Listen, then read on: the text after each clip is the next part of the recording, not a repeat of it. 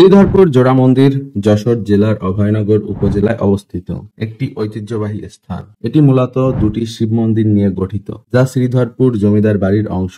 এই মন্দিরগুলো প্রায় 400 বছরের পুরনো এবং ঐতিহাসিক স্থাপত্যের নিদর্শন বহন করে। আনুমানিক 1756 খ্রিস্টাব্দে শ্রীধরপুরে জমিদার বাড়ি, দিঘি, নালা সহ এই মন্দিরগুলো প্রতিষ্ঠাতা করেন জমিদার বনমালী বসু। তখনকার সময়ে এই জমিদার বাড়ি থেকেই এলাকার খাজনা আদায় করা হতো।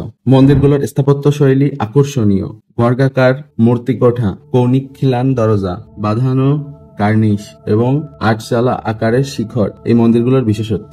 মন্দিরগুলো কালের বিবর্তনে সংস্কারের অভাবে ক্ষতিগ্রস্ত হয়েছে। এখানে স্থানীয়দের থেকে জানতে পারলাম যে মন্দিরের পাশে থাকা জমিদার বাড়ির যে সমস্ত ইট টিট ছিল, স্থানীয় লোকজন সব খুলে নিয়ে গিয়েছে, যার কারণে সে জমিদার বাড়ি এখন আর নেই। শ্রীধরপুর জমিদার বাড়ি ও জোড়া মন্দির একটি ঐতিহ্যবাহী স্থান, যা পর্যটকদের কাছে আজও আকর্ষণীয়। তো আশা করি এই ভিডিওটি আপনাদের ভালো লেগেছে। ভালো লাগলে অবশ্যই লাইক করবেন এবং কমেন্ট করে জানাবেন পরবর্তীতে আপনারা কি ধরনের ভিডিও দেখতে চাচ্ছেন। আপনি যদি এই ভিডিওটি ফেসবুকে দেখে থাকেন তাহলে অবশ্যই আমাদের ফেসবুক পেজটিকে ফলো করবেন, আর ইউটিউবে দেখে থাকলে আমাদের ইউটিউব চ্যানেলটি সাবস্ক্রাইব করবেন। সুস্থ থাকবেন, সুন্দর থাকবেন। দেখা হবে পরবর্তী কোন এক ভিডিওতে। Have a nice day. Good bye.